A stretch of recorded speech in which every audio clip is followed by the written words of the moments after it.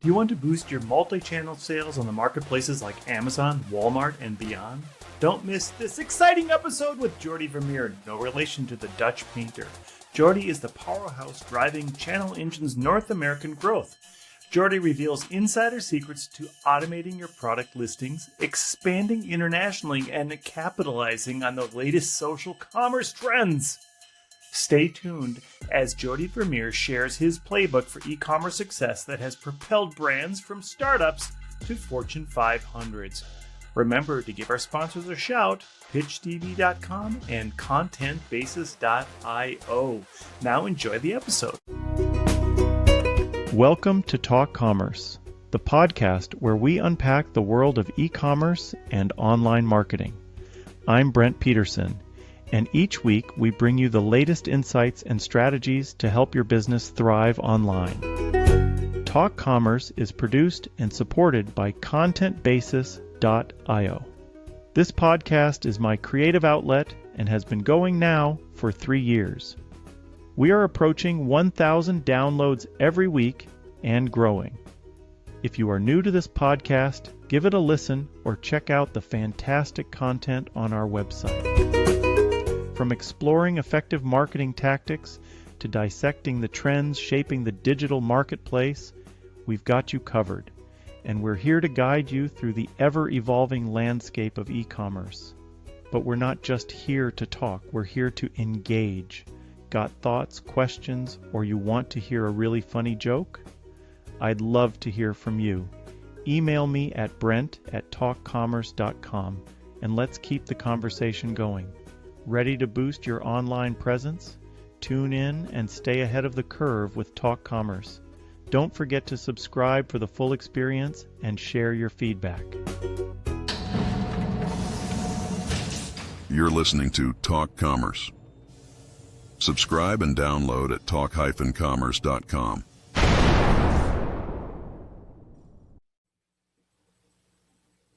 Welcome to this episode of Talk Commerce. Today I have Jordi Vermeer from Channel Engine. He is the Vice President of Revenue for North America. Jordi, go ahead, introduce yourself, tell us your day-to-day role, maybe one of your passions in life. Hi, Brent. Thanks for having me. I'm responsible for the commercials at Channel Engine here in North America. I've basically 3 years ago started Channel Engine from scratch in this region, whereas we were already very established in Europe, and now we're seeing our largest growth is coming from and in this region, both with the customers that we get in North America, as well as with the European customer base that are migrating over and expanding into this region. One of my passions is I would say surfing. Did a trip to Puerto Rico the other week, and it's really something I would love to do in my spare time. That's awesome. Where in which part of Puerto Rico were you surfing in? In Rincon, West Coast. Okay. But also here in Brooklyn, I regularly surf. So nice. Good. Cold All right. water. Okay, so before we get started on content, you did volunteer to be part of the Free Joke Project, or maybe it was voluntold, one of the two. All I'm going to do is tell you a joke, and you just have to say, should this joke be free, or do you think someday somebody should pay for it?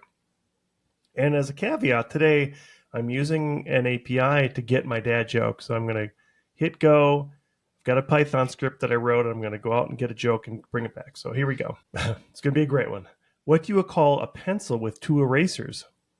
Pointless. I'm curious if this should be a free joke or if it should be paid for. I'm curious how you automate this, though. Yeah, I don't know about it's automated, but let's try one more because that wasn't super funny. Actually, none of them are going to be funny. Here we go. I just paid $100 for a belt that doesn't fit.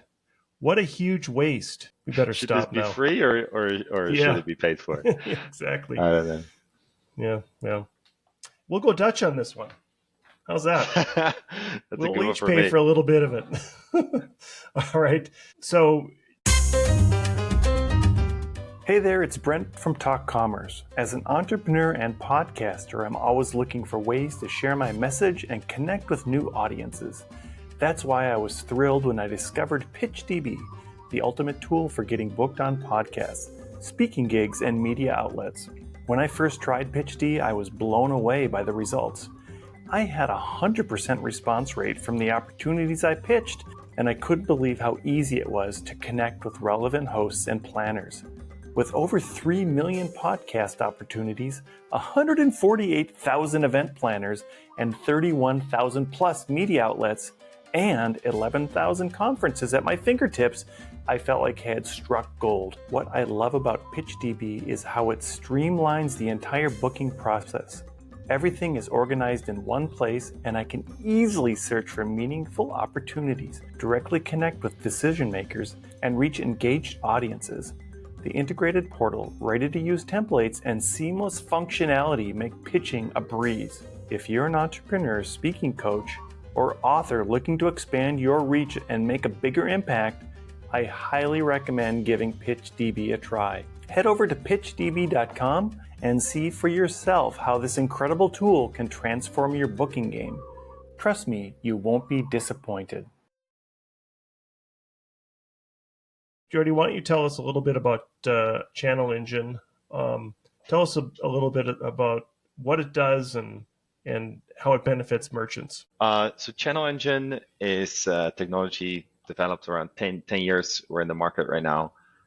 We focus predominantly on third-party marketplaces to help brands and resellers to list, optimize, and manage their marketplace sales. So you can think about product listings, managing your pricings, making sure that your inventory is allocated and distributed correctly, orders, shipments, returns, the full end-to-end automation to make sure you can sell on these third-party marketplaces. And one of the things that we've seen, especially during COVID, is that there was a big trend going on that these platforms kind of blew up. And that has been part of our foundational success because we've been facilitating these platforms also to grow. Now we have 700 global marketplaces integrated. It's quite challenging to manage and maintain that. Luckily, we do it for about 800 customers today, and that helps us to aggregate all the effort into doing this and keep optimizing and giving more tools for our customers to keep optimizing their marketplace sales. So just so we can maybe help a merchant understand the importance of this. If I'm selling something in Brooklyn and I want to try to get it into a bigger area or even go across the world, and I have a website, tell us about how Channel Engine would help that merchant to grow their business. Yeah, so we work with different type of customers, larger, smaller. A brand that is you're saying is let's say growing or in its growth phase. We typically connect through their backend system, which often is an e-commerce platform where we have a plugin with. So let's say Shopify.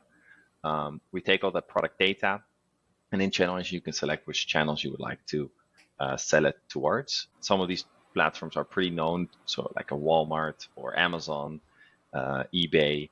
And there's a little bit more niche marketplaces as well that sometimes have a better fit. It's pretty straightforward to do this on a local basis. So in the US, you can expand and make sure you can do your sales on Amazon, Walmart, etc.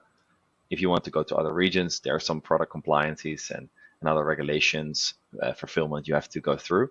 But then also you can make use of the local network of those marketplaces and the local traffic that they have.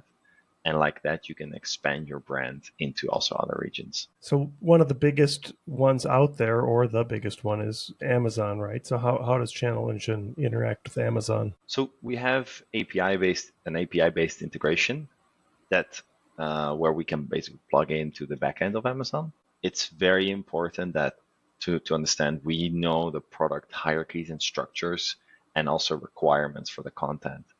So we load all those requirements into Channel Engine. When someone tries to publish their products, Channel Engine knows those restrictions and makes sure that you have tools to manipulate your data in order to make sure it fits that marketplace. And also the categories and the country that you're selling it into. That makes it very easy to not have to recreate content, upload a feed, and do a lot of manual work with trying to maintain your content and uploading new products. It is a semi-automated process. as well as making sure that then all your orders come in and we can directly push them back to that Shopify platform, for example, to make sure that the fulfillment is done by your existing warehouse or 3PL solution. So, like, if I'm a hybrid seller, how does that help me as a merchant by selling on Amazon and using your system? Yeah, so what's good to understand is you have Amazon 1P or the vendor model, and you have Amazon seller, the 3P model. So what I've said so far is mostly the 3P model, where you sell on Amazon, you're the seller of record, and you determine everything, how it's sold, for what price, you get the order, and you fulfill it. Now, there's also something which is a little bit more that was there before. So how a regular retailer works is the vendor model, where you sell it to Amazon and Amazon is going to sell it for you. Now, in that model, Amazon has also launched these similar API features that they saw to be very successful in the marketplace model. They expanded that to the vendor model. So that's also something we launched in the past months. So we have a way to also optimize, manage, and very easily distribute your product content onto Amazon vendor, which is usually a very big challenge. Again, a lot of manual work. You don't know the restrictions. You get the error codes in a file that you don't understand, and that process is also partially automated by Channel Engine's capabilities and APIs. Hybrid selling is then the combination, and this is one of the biggest trends that we're currently seeing in the market. Actually, in the past 2 years, it grew to 78% of the brands actually selling hybrid, so both 1P and 3P. The advantage to this is that it gives brands more control of selling certain products to Amazon, because the vendor manager and the deals that went well, it makes for the P&L, it makes sense to sell it, to have it sold by Amazon. But some products, it doesn't fit that bucket. It doesn't fit the pricing. It doesn't fit those negotiations. Or it is simply like overstock that you have and you want to sell it somehow anyway. You can sell it 3P, as well as new products. You could test 3P, or when Amazon didn't want to buy or stock up enough, you could be the fallback, right? If Amazon gets out of stock, you could still ship it from your own warehouse. So that's a little bit of and around hybrid selling.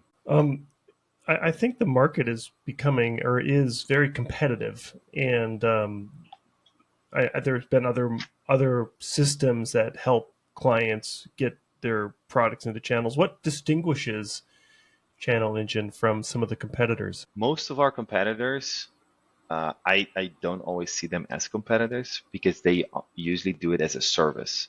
So it is people that are manipulating feeds or recreating templates, usually in PIMs, which still cost a lot of manual labor.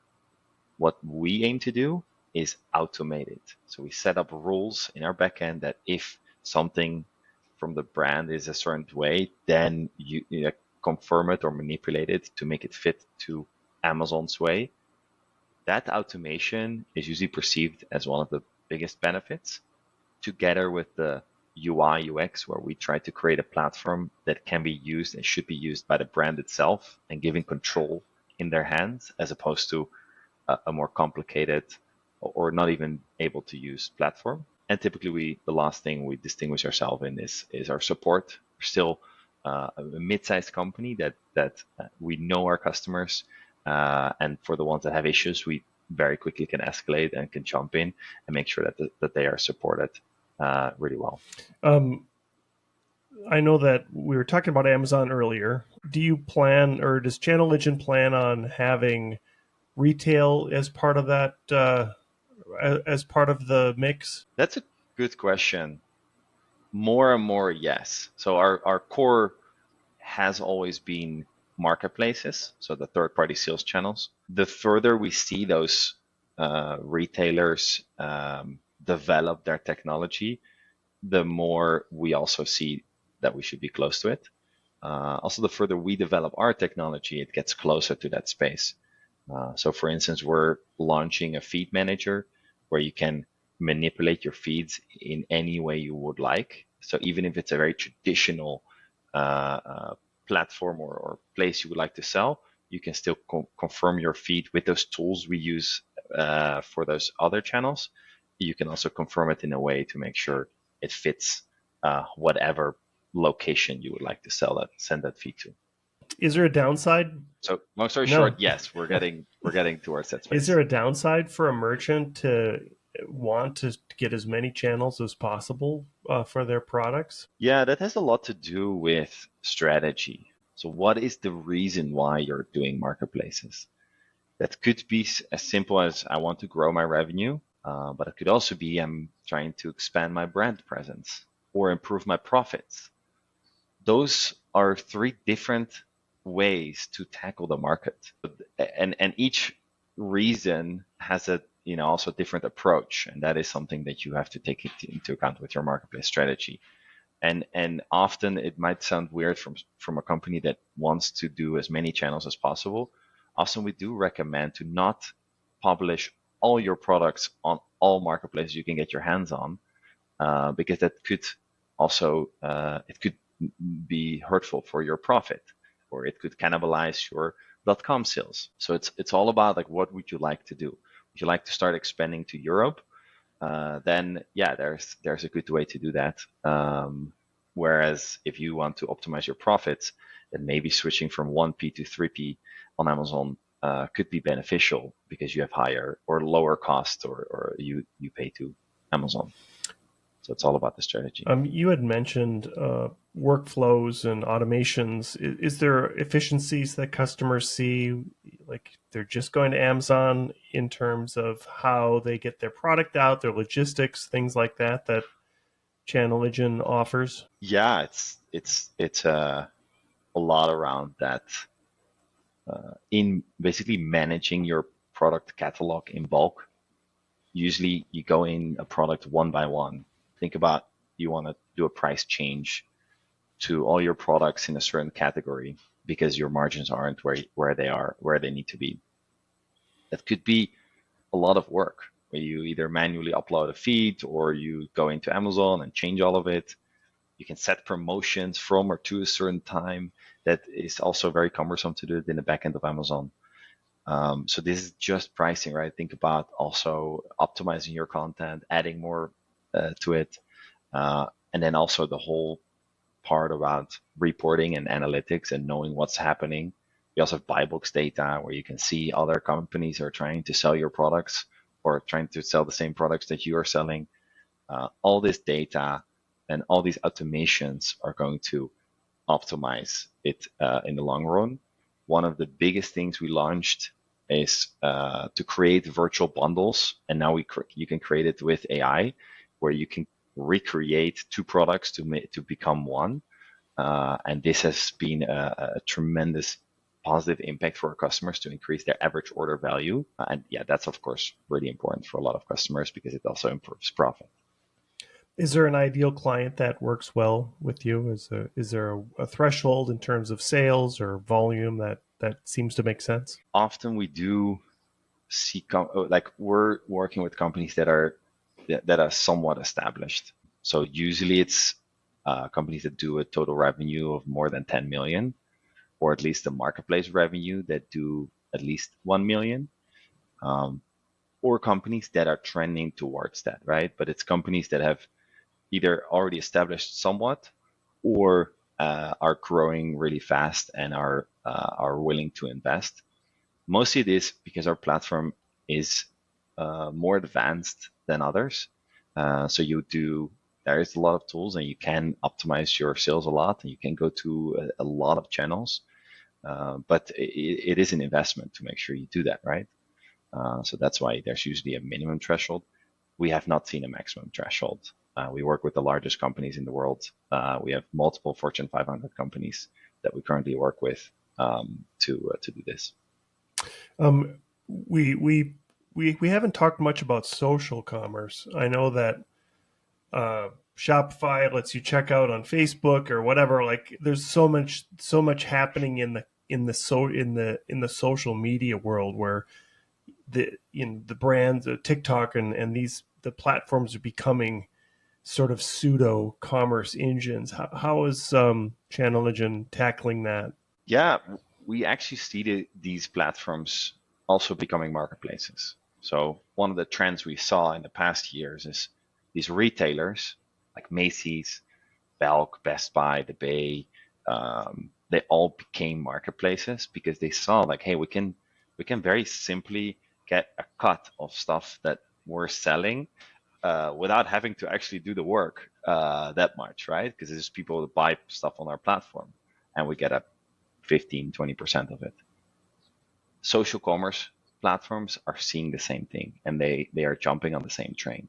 So TikTok last year or 2022, I believe they launched their social commerce, which means or TikTok Shop, it's called, where you can purchase the products that are promoted on TikTok. You can now directly purchase it on TikTok.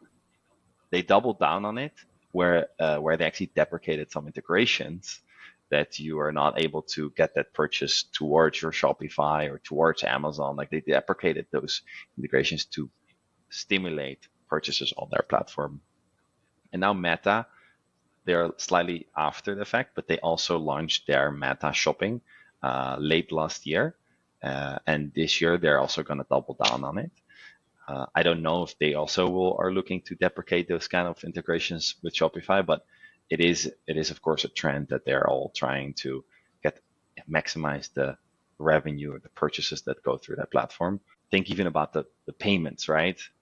Everyone gets a cut of every payment, and those cuts are pretty severe. So I think everyone wants to have their transactions on their platform. How about if we look at just if I'm a merchant, I'm selling in Midwest or the middle of the U.S. and I want to get into Mexico, how does it look now for people that want to grow outside their country they're in, not just outside their local region, but outside of the country? Yeah, so in the country, it's pretty straightforward. It's just fulfillment that you need to do well or set up the shipping templates correctly. Then if you look at, let's say, there's something called cross-border. It happens in Europe a lot and here a little bit. So think about, Canada is usually a good first market to go to because it's very similar target audience for the products that are sold in the US. Those marketplaces that you can go on, Best Buy, Walmart, eBay, Amazon, of course, The Bay, Reitman, like there's a decent amount of channels in Canada.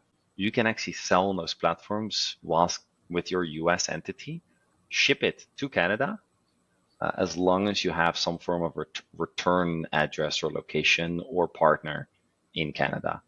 So we also work with some of those partners to make sure our US customers can ship it to Canada, whilst the return location is also in Canada, because that's one of the requirements of those marketplaces. Are you seeing opportunities for vendors in Mexico to sell directly to the US and Canada? So with Mexico, we are seeing some larger brands, especially in consumer electronics, that are evaluating the Mexican market, because the quality of the products is sometimes a problem with local products there. You have the largest platform is actually Mercado Libre in Mexico, so people can sell to there, and they have a cross-border program as well. So similar to Canada, actually Mercado Libre, they have a whole program for it that they handle everything. That we do also work with, and Walmart is there also, and Amazon of course is there also. So those are the top three, I would say, in Mexico. From Mexico to the US, honestly, I haven't seen that too much yet. Yeah, I'm not sure the reason. I'm sure there are companies that do that or want that, but usually when that happens, they use a local distributor. That's also historically, like people sell in Mexico through local distributors, and that local distributor has a contract and or a license, and they can sell everything, right? So that's the traditional model that now some larger companies are trying to go around or work with, to not have to give both the distributor, the wholesaler, the retailer, the marketplace, everyone gets a cut, and then at the end of the line, the brand doesn't get it or doesn't get enough profits, right? Do you think that this is going to accelerate now as we go into the rest of 2024 and 2025? What are your predictions coming up now for e-commerce and multi-channel selling? We see the economy very related to e-commerce, obviously, and it has a lot to do with purchase power. People buy a lot, or they're more consuming if it goes well with the economy or with their finances, and that has been a bit of a challenge in the past, I would say, year. So the brands thought a lot of people were continuing to buy a lot. There was a supply chain issue in, I think, 2022. So we call it that was understock. And then last year, 2023, there was a lot of overstock. So people had too many products, or brands had them, right? That's why you'll see a lot of discounted things right now. Personally, I see that later in 2024, early 2025, the economy will make some positive strides. And I do think that is going to work in the favor of these online retailers or online platforms or online sales. I see Channel Engine at all the conferences, and you guys always have the great tins of Stroop waffles. Is there a good vendor for Stroop waffles in the U.S. that we don't have to go to a conference to go to your table or your booth and get a tin of Stroop waffles? Honestly, I did my research. We tried to buy them in the U.S. and it did not work out. We did not get the quality that we wanted. So we import them from the Netherlands. I believe there are importers. There's websites you can buy Dutch products in the US. You'd have to buy them in bulk, but probably the easiest is to come to our booth at one of the conferences. Why do you think that there's more than one competitor coming out of the Netherlands for this type of business? Is it just because the Netherlands is kind of central to Europe and you're a hub for commerce, and Channel Engine is just a natural outlet of what the Dutch are already doing in terms of commerce? So I think it's a few things.